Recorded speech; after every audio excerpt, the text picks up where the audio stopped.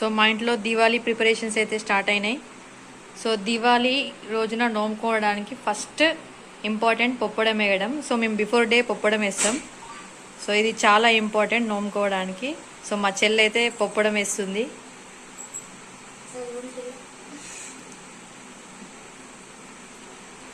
చూస్తే చాలా సింపుల్గా ఉంటుందండి, కాకపోతే వేయడం చాలా కష్టం. సో ఇది కంప్లీట్గా పూర్తయ్యాక నేను మళ్ళీ మీకు చూపిస్తా.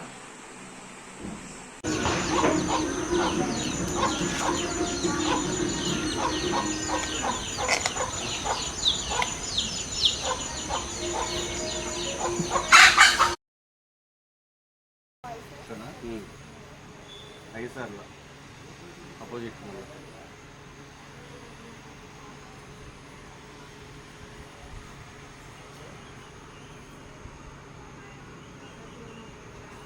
అవి కింద పడేసి పెట్టు.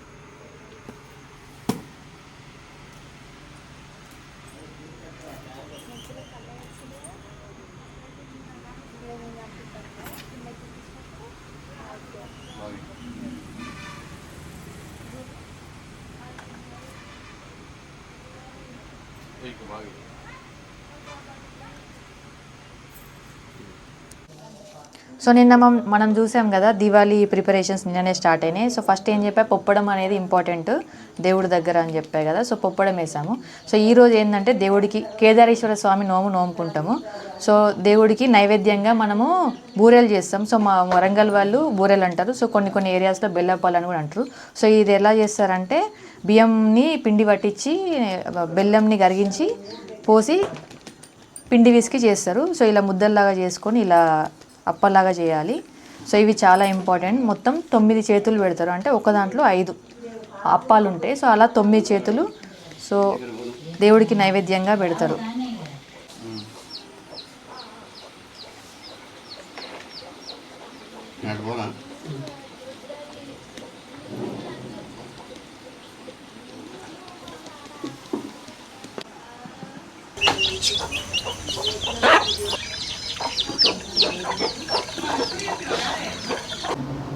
సో నిన్న మనం చూసాం కదా దివాళీ నోము కోసం ఫస్ట్ పొప్పడం వేయాలి. నిన్న మీకు జస్ట్ వేస్తూ ఉంటే చూపించాను, ఇప్పుడు కంప్లీట్ అయింది.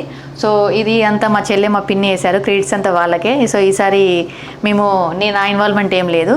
సో ఫస్ట్ ఈ నోముని కేదారేశ్వర స్వామి నోము అంటారు. ఫస్ట్ అందరం కేదారేశ్వర స్వామికి నమస్కరించుకుందాం.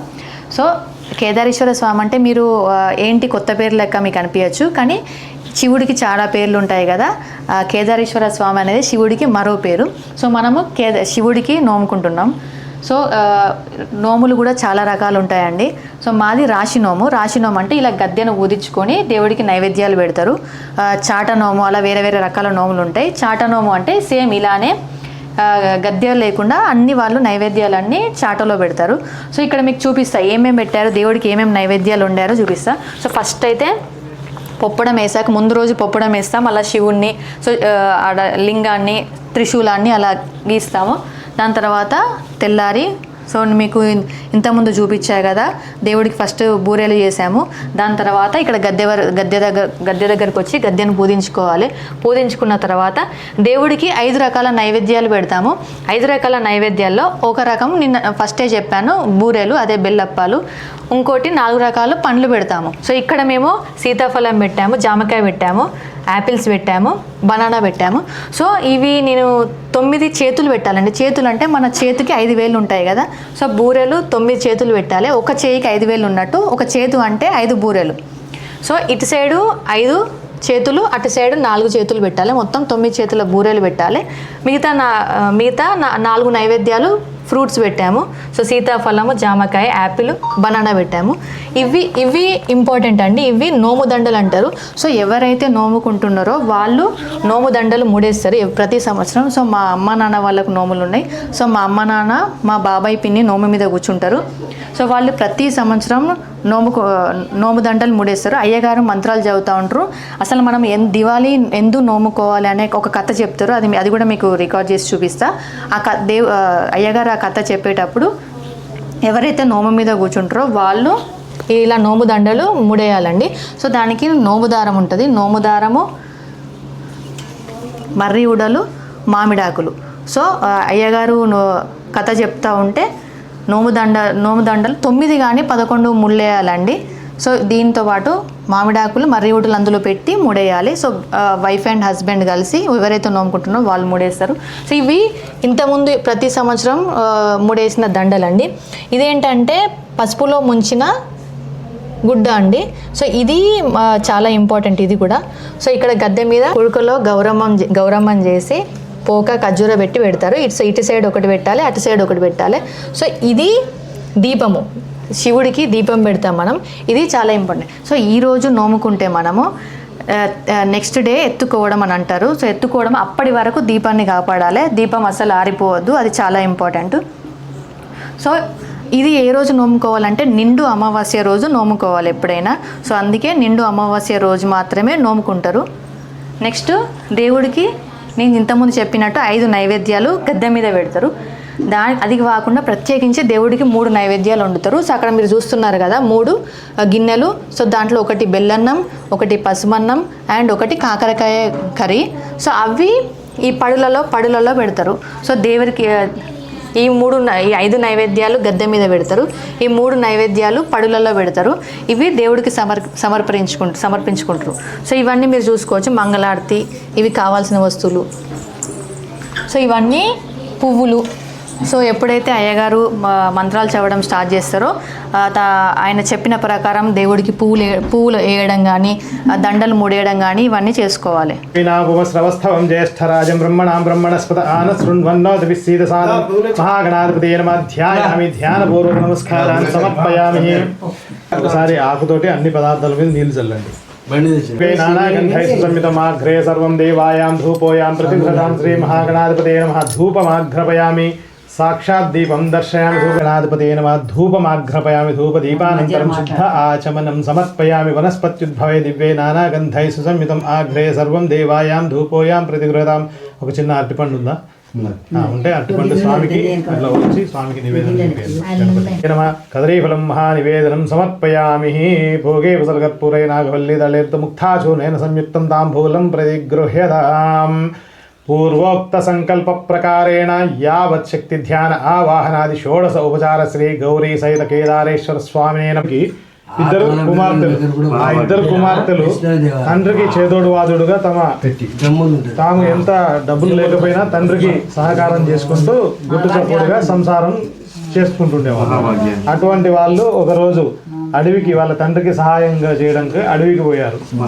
అడవిలో ఏటి పిడకలు తెచ్చుకోవడం కోసం అడవికి పోతుండగా కొంత దూరం నడిచిన తర్వాత వాళ్ళకు బాగా దాహం వేసి ఒక చోట కూర్చుండిపోతారు, ఇక నడవలేక.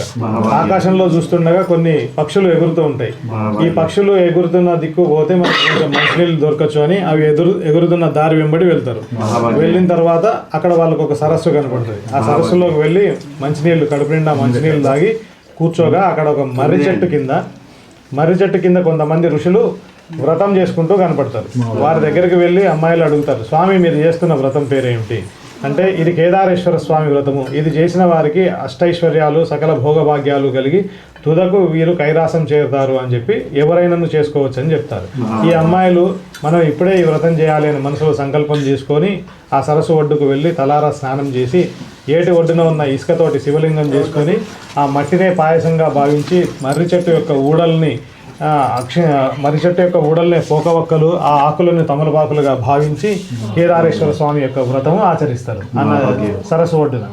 ఆ వ్రత యొక్క మహిమ వల్ల స్వామి కరుణించి వాళ్లకు వాళ్ళ దరిద్రం పోయేటట్టుగా వారు అక్కడ పూజ చేసిన ఇసుకనే అక్షంతలుగా భావించి వాళ్ళు తెచ్చుకున్న పిడకలను బుట్టల మీద చల్లుతారు. అవి బంగారుమయం అవుతాయి. బంగారు పిడకలు బంగారు బుట్టలుగా అవుతాయి. వాళ్ళు అమిత ఆనందంతో ఇంటికి వెళ్ళి వాళ్ళ రాజులు వస్తారు. తూర్పు నుంచి తుల్లాండు రాజు, పడమటి నుంచి పల్లాండు రాజు వచ్చి పెళ్లి చేసుకుంటారు. చేసుకున్న తర్వాత కొంతకాలానికి ఒకరోజు పల్లాండు రాజు చిన్న అమ్మాయి యొక్క మెడలో ఉన్న కేదారేశ్వర వ్రత నోము దారం చూసి ఏతో ఎర్ర రంగు పిచ్చి దారం కట్టుకున్నామని చెప్పి గుంజి అవతల పడేస్తాడు నిప్పులలో. ఆ నిప్పులలో పడేసాడుతోటే ఆ అమ్మాయి పరిగెత్తుకుంటూ పోయి, స్వామి ఎంత అపచారం చేసినావు, ఇది కేదారేశ్వర స్వామి యొక్క వ్రత దారము, మీరు ఇట్లా పడేయకూడదని ఆ నోము దారంని పాలల్లో గడిగి ఆ సగం గాలిపోయిన దారంని తీసి ఎండిపోయిన కాకరకాయ చెట్టు మీద వేస్తుంది. ఆ దారం యొక్క మహిమ వల్ల ఆ వ్రత నోము దారం కాలిపోయినా కూడా దానిలో అంత మహిమ ఉన్నది. ఆ దారం మహిమ వల్ల ఎండిపోయిన చెట్టు కూడా పచ్చగా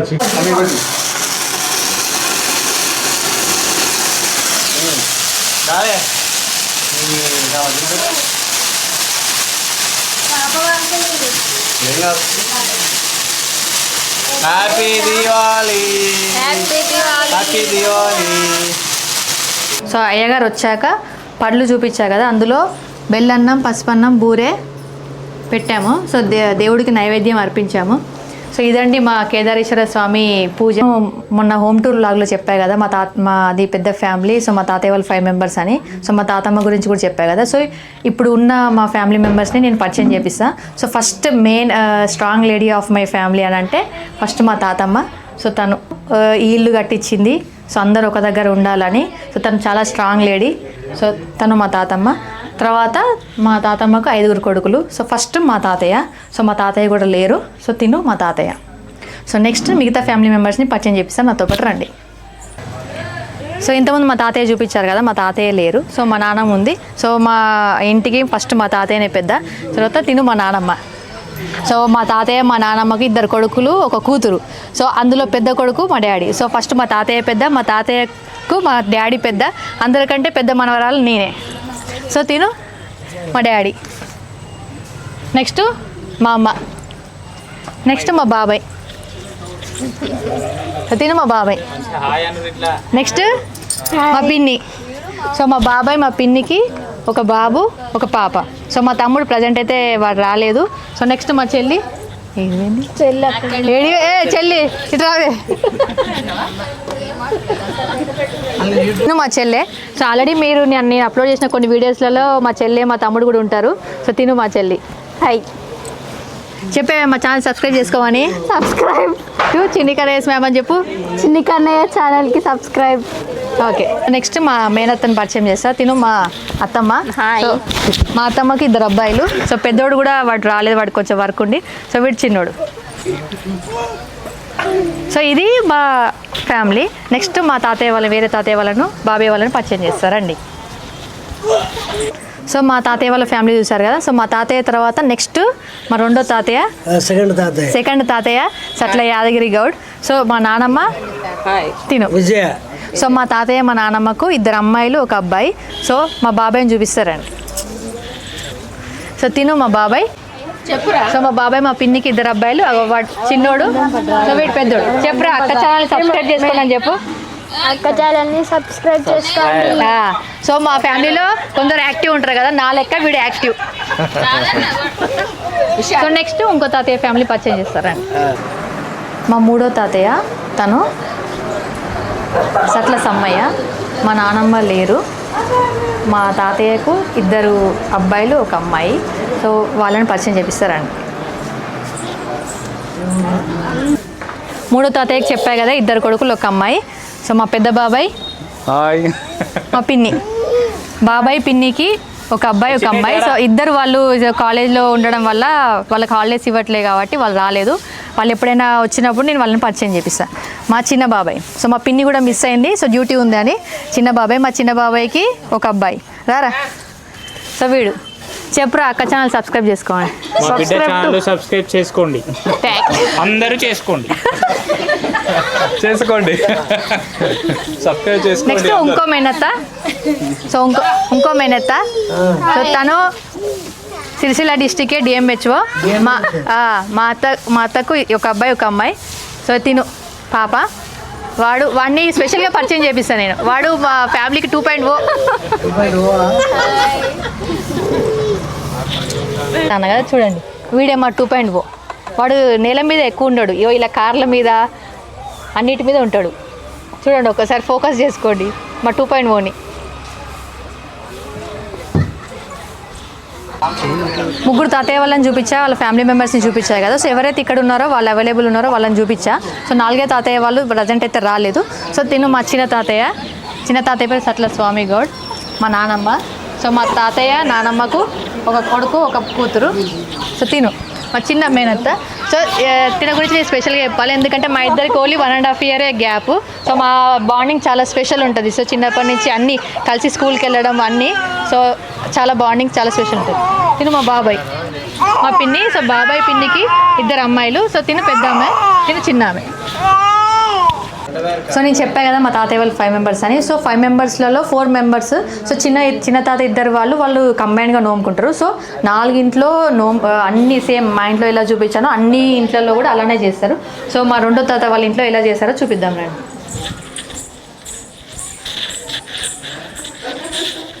సో చూడండి, సో సేమ్ అలానే పొప్పడం వేశారు, సేమ్ అలానే శివుని దింపారు. సో మా బాబాయ్ మంచి ఆర్టిస్టు, సో అందుకే చూడండి శివుణ్ణి దించారు. సో అలా త్రిశూలం లింగం చూడండి.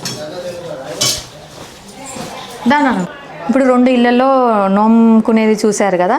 ఇప్పుడు 3వ తాతయ్య వాళ్ళ ఇంట్లో కూడా నోము ఎలా చేశారు, ఎలా ప్రిపరేషన్ చేశారు కూడా చూడండి మీరు. అన్ని ఇంట్లలో సేమ్ ఉంటుంది, కొంచెం డిఫరెన్సెస్ చూడండి. ఆ అరేంజ్ చేయడం అవన్నీ అన్నీ సేమే ఉంటాయి. సో చూడండి. చెప్పా కదా మా రెండో తాతయ్యకి 2 అమ్మాయిలు 1 అబ్బాయి అని. సో అబ్బాయిని పరిచయం చేశా, బాబాయ్ని. సో తిను మా పెద్ద మేనత్త వాళ్ళ కూతురు. సో వీళ్ళ సొంత ఇల్లు కూడా అక్కడే. సో మా ఛానల్ సబ్స్క్రైబ్ చేసుకోమని చెప్పి. do share and like and subscribe.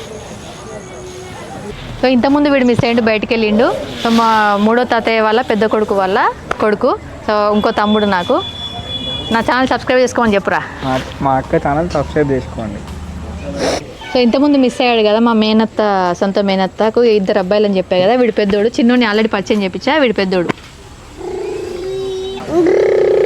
ఇగో అందరినీ ఇంట్రడ్యూస్ చేశా కదా. వీడు నాకు స్పెషల్ పర్సన్ ఇంట్రడ్యూస్ చేస్తున్నా. నాకు ఇంట్రడక్షన్ అవసరం లేదు, నా యూట్యూబ్ వీడియోలు చూడండి. ఈయన ఎవరో, సో ఫస్ట్ టైం ఎవరైతే నా ఛానల్ చూస్తున్నారో ఈయన ఎవరో నాకు ఒకసారి కమెంట్ చేయండి కింద కమెంట్ బాక్స్లో.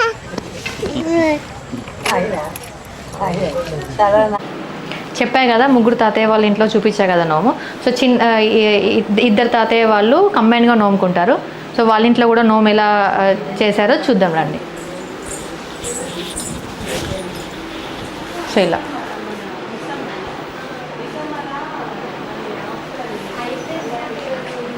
ఈ నోము చాలా పవిత్రమైనది కాబట్టి సో మార్నింగ్ నుంచి ఎవరైతే నోముకుంటారో, నోము మీద కూర్చుంటారో, మార్నింగ్ నుంచి నోముకునే వరకు ఉపవాసమే ఉంటారు, వాటర్ కూడా తీసుకోరండి. అందుకే ఈ నోము చాలా పవిత్రమైన నోము.